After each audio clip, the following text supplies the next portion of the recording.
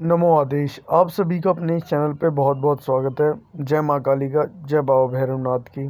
आज की इस वीडियो में मैं आप सभी को बताने जा रहा हूँ कि कई बार होता क्या है कि हम सोते वक्त, सोने से पहले हमें कई बार घबराहट का अनुभव होता है और डर का महसूस होता है, ये किसी के होने का महसूस होता है, किसी के टच होने का हमें महसूस होता है। तो ये किन कारणों की वजह से हमें ये सारे अनुभव होते हैं अपने जीवन में? क्या कोई ये देवी शक्ति का अनुभव है या किसी तामसिक नकारात्मक शक्ति का अनुभव है? तो किस प्रकार की ये शक्तियाँ हमें इस प्रकार से परेशान कर रही होती हैं? देखिए, सबसे पहले जानने वाली बात है कि आपके घर में पूजा किस प्रकार की होती है। देखो, तामसिक रूप से पूजा होती है और आपने उनका सही समय पे पूजन नहीं करा है विधि विधान से, तो इस प्रकार से वह शक्तियाँ भी आपको परेशान करती हैं।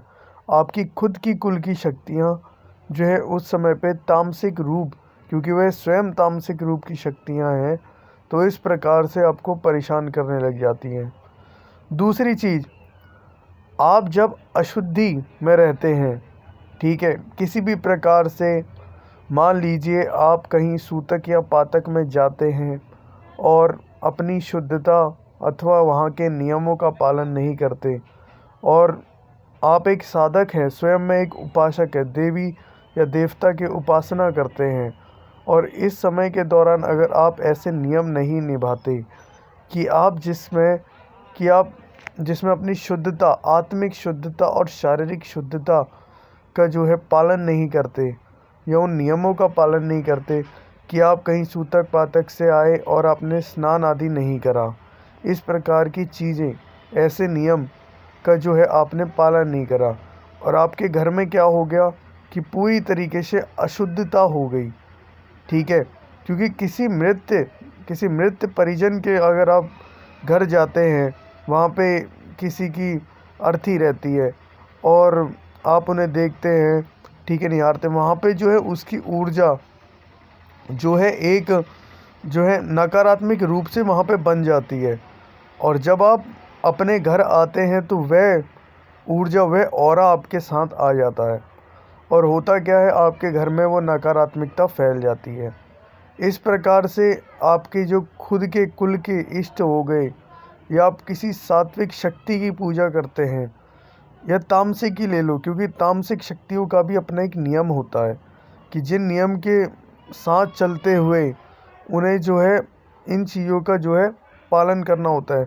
किसी भी साधक को अपने देवी देवताओं का संपूर्ण पालन करना चाहिए, उनके नियमों का, और यदि कोई भगत है तो उसे तो सबसे ज़्यादा करना चाहिए, क्योंकि इसी समय पे, इस समय के दौरान जो है उसे कई सारी परेशानियां झेलनी पड़ सकती हैं यदि वो इन नियमों का पालन नहीं करता।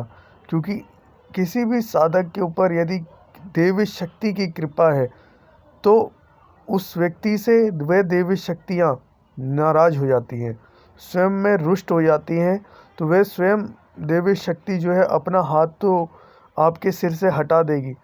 और दूसरी चीज़ क्या होगी कि आपकी बाहरी नेगेटिव ऊर्जा आपके ऊपर अपनी पकड़ बना देगी, जिस कारण क्या होगा, आपको मानसिक और शारीरिक रूप से कई कष्ट भोगने पड़ जाएंगे। इसलिए जब भी आप किसी भी देवी देवताओं की उपासना करते हो या आपने सिद्ध करके रखी है शक्ति, तो आपको इन नियमों का पालन ज़रूर करना ही करना होता है।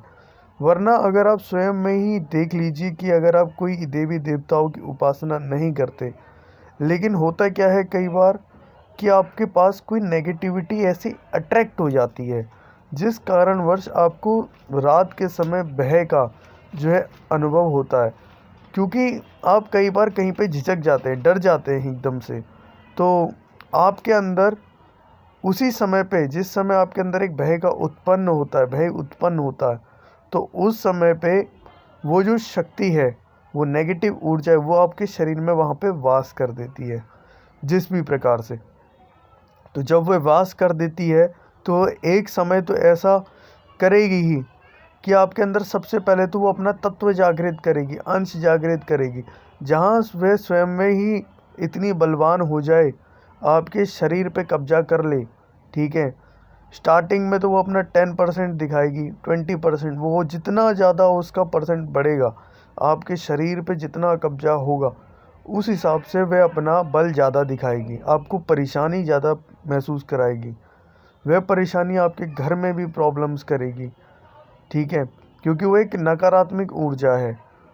कहाँ हो सकता है आपके कुलंकारी इष्ट, कुल देवी देवता जो उसकी जो है उसको हराने की पूरी कोशिश करें, लेकिन यदि आप नियम का पालन ही नहीं करते हैं तो आपके कुल देवी देवता भी स्वयं में जो है वहाँ पे आपकी रक्षा नहीं कर सकते। इसलिए आपको पूर्ण रूप से अपने घर में गंगा जल का छिड़काव करते रहना चाहिए या गौमूत्र का छिड़काव करते रहना चाहिए कि आपके घर में शुद्धता बनी रहे, शुद्धता उत्पन्न रहे और किसी भी प्रकार की नकारात्मकता आपके घर में प्रवेश ही ना करे। इस प्रकार से तो आइए अब जानते हैं कि हम किस उपाय को अपनाकर इन सभी बाधाओं से, परेशानियों से मुक्त हो सकते हैं। देखिए, सबसे पहली बात तो मैंने आपको यही बता दी कि अशुद्धि हो गई है, जो है नेगेटिव ऑरा आपके पास आ गया है, किसी प्रकार की नेगेटिविटी आपको आ गई है, आपके अंदर प्रवेश कर चुकी है। तो ये मैंने आपको एक चीज़ बता दी, ठीक है। ये आपका एक स्टार्टिंग पॉइंट हो गया, ठीक है। तो इसके बाद जो होती है वो मेन जब बीमारियां होती हैं, जैसे शारीरिक रूप से, मानसिक रूप से, यदि आप इससे पहले ही इस उपाय को कर लेते हैं तो वह शक्ति जहाँ से आई है वो वहीं चली जाएगी। मैं कोई मंत्र नहीं बताऊंगा, एक सिंपल सा उपाय बताऊंगा आपको।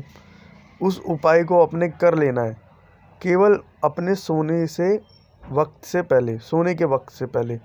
यदि आप उस उपाय को कर लेते हैं, ऐसा 7 दिन करना है आपने, शनिवार से शुरू करते हुए, ठीक है। आप उस उपाय को एक बार आजमा लेते हैं तो आप यकीन मानिए कि इस परेशानियों से, इस बाधाओं से मुक्त हो जाएंगे। सबसे पहली चीज़, आपने जो है गंगा जल अपने घर में रखना है, ठीक है। वह गंगा जल को आपने 4 दिशाओं में छिड़काव करना है, चारों दिशाओं में, ठीक है। अपने इष्ट का ध्यान करते हुए, केवल अपने इष्ट का एकमात्र ध्यान करते हुए, सच्चे लगन से, ठीक है, आप ये कर लेंगे तो आपकी चारों दिशाओं से वो नेगेटिविटी हट जाएगी। अगली जो चीज़ आपने अपने सोते वक्त करनी है, यदि आप अकेले सोते हैं, जैसे भी सोते हैं, ठीक है, तो आपने करना क्या है कि आपकी जो, जैसे आप हाथ है, अपने पीछे की तरफ आपने छिड़कना है पानी, उस गंगा जल को छिड़कना है, ठीक है। जैसे अपने जो है आपने सिर के पीछे से छिड़कना है 7 बार, 7 बार छिड़काव करना है अपने सिर के पीछे से, ठीक है, और अपने बिस्तर पे भी कर देना है। अब जब आप ये सिर के पीछे से छिड़काव करते हैं तो उस समय पे होगा क्या कि वो नेगेटिविटी जो है अपने आप, आपने इष्ट का ध्यान करते हुए करना है, अपने इष्ट का।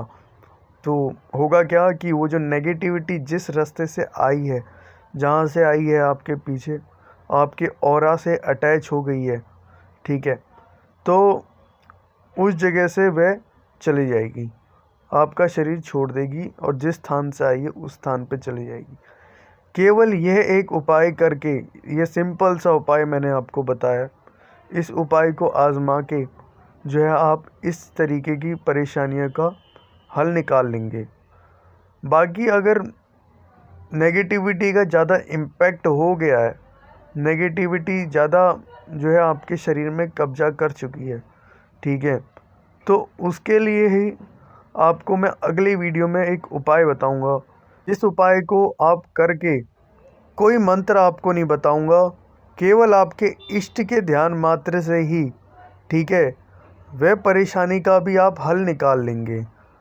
और वह परेशानी का हल निकल गया तो मान लीजिए आपकी सारी नेगेटिविटी चली जाएगी। धन्यवाद मेरी इस वीडियो से जुड़े रहने के लिए। कृपया मेरे इस चैनल को लाइक, शेयर, सब्सक्राइब जरूर करें। श्री शिवाय नमो नमः। आदेश आदेश आदेश।